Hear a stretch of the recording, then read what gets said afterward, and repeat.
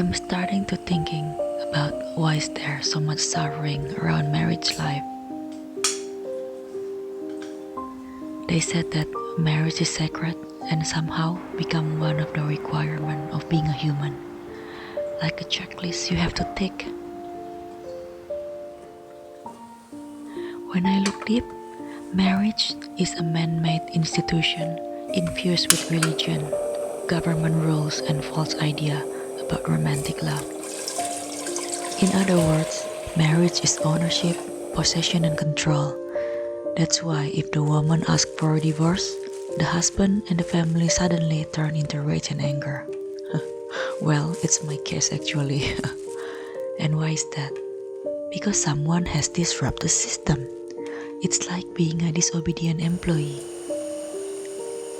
They will use all of their power to prevent this divorce. People are so afraid of changes. They are afraid of the society. Of course, there's also a conscious and happy marriage, but it is very, very rare. The majority of the population is still asleep and enslaved by their own belief system around marriage.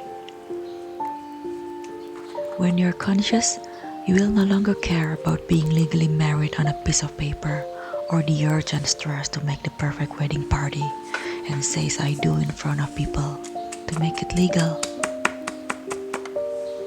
And oh, I must say this, the biggest BS about marriage is the notion of till death do us part thing. It is the most ridiculous vow to believe in. It is against the nature. It doesn't matter if both are miserable. It doesn't matter if both are no longer communicating. It doesn't matter if both lie to each other. As long as you're married, then you're doing a good job for the family. So just compromise and see the good, says almost everybody. Every marriage I see around me is a form of prisoner. Both pretend to be happy, but inside it's killing them softly. If marriage is not an industry, why divorce costs so much time, money, and sanity? Where's the love? It's a very sensitive topic because it will trigger some people.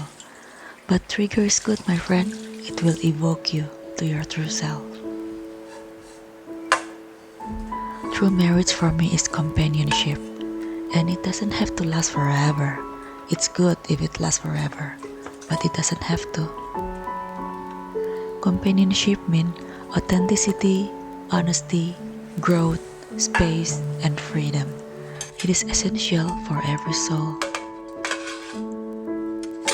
Our intimate relationship is a mirror reflecting to us what we haven't resolved yet.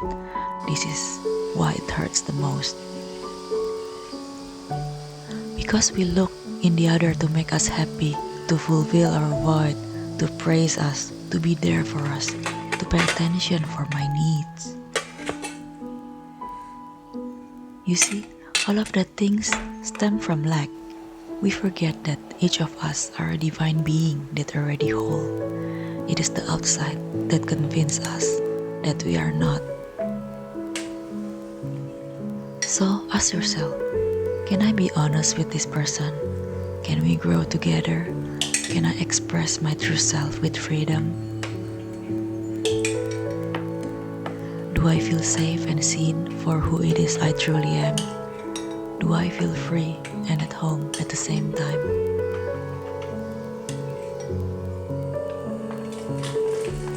So you can use this marriage as a catalyst for greater evolution. I know it is not easy at all, but it is always worth it. People will say that the children will suffer because of the divorce.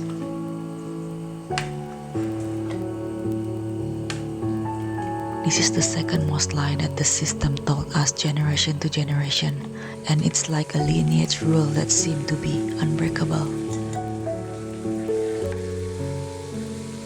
Children suffers because of the ego and the unconsciousness of the parents, not because of the divorce. The divorce can be a savior. My parents have been married for 40 years, but they are completely miserable and show us the wrong thing about love. We as the children sometimes cannot take their drama again. I have been on both sides.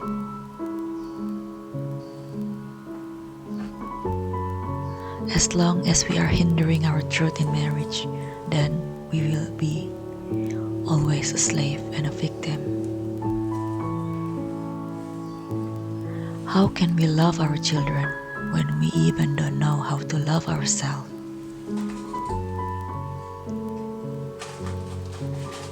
If there is no authenticity, space, freedom, and honesty in the marriage, then it is okay to redefine, reevaluate, and maybe end the marriage.